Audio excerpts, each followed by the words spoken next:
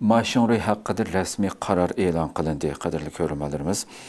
Albatta, bu haqdagi bu xabarimiz aslida o'tgan hafta sunilishi kerak bo'lgan xabardi. O'tgan yig'inda bo'lib qolganligimiz uchun sunamadik videolik shaklni, lekin to'r betimizda tafsiliy holatda berdik yani bu xabarni. Albatta, Xitoy rejimininki vatanimiz Sharq Turkistondagi mayli bu bo'lsin va bundan boshqa nurg'un mushu qonxo'r vakillarini bir mezgil vazifa o'tagandikin ya bu shaklda ko'zini yo'qotayotganligi bizga g'alati tuyulmaydigan bo'lib qoldi Uyg'urlarga. Bu qatim shunda bir dunyoni hayron qoldirgan boshqa Xitoyni bilmaydiganlarni deylamdi.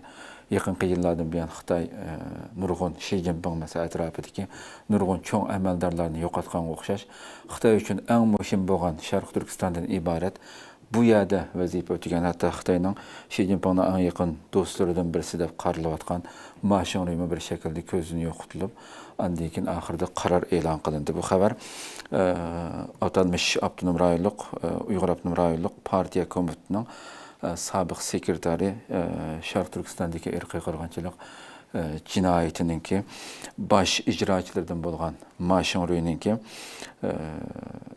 vazifadan butunlay elinib qonunga qanday xiloflik qilib ko'zini yo'qotilganligi xabari Xitoy tashviqot organi Xinhua agentligida berildi.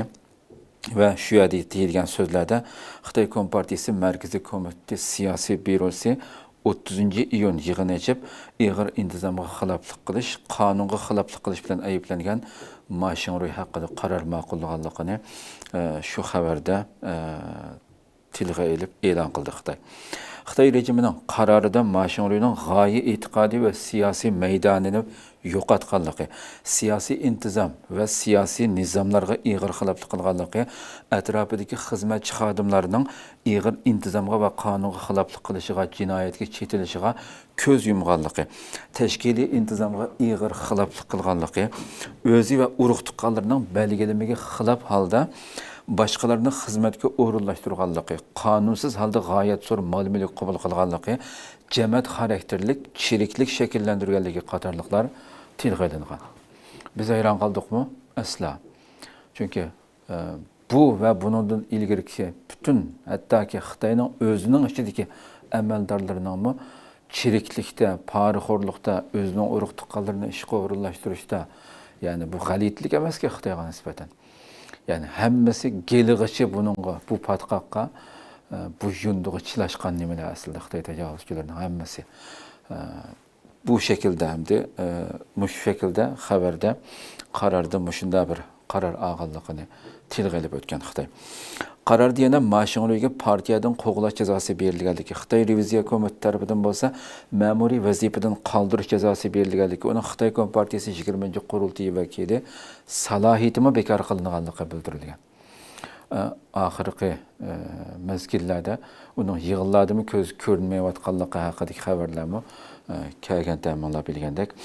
Ma Xiaorui Xi Jinping boshchiligidagi Xitoy rejimi yaqinqi mezgillarda ko'zdan yo'qotgan yuqori darajalik amaldorlarning biri hisoblandi.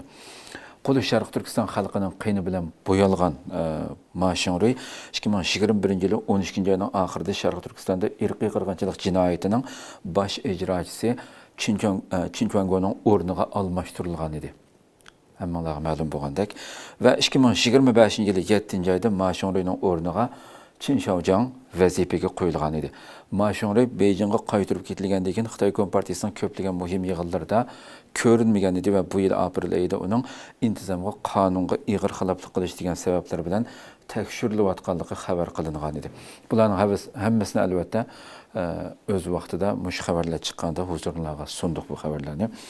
Ma Xiaorui Sharq Turkistonda vazifa o'tagan 4 yilga yaqin vaqt jarayonida Xitoyning Sharq Turkiston xalqiga qaratgan irqiy qirg'inchilik jinoyatini davomli kuchaytirib ijro qilgan va bu jinoyatlarni xalqaro jamiyatdan yoshirish, pardozlashga alohida kuchigan.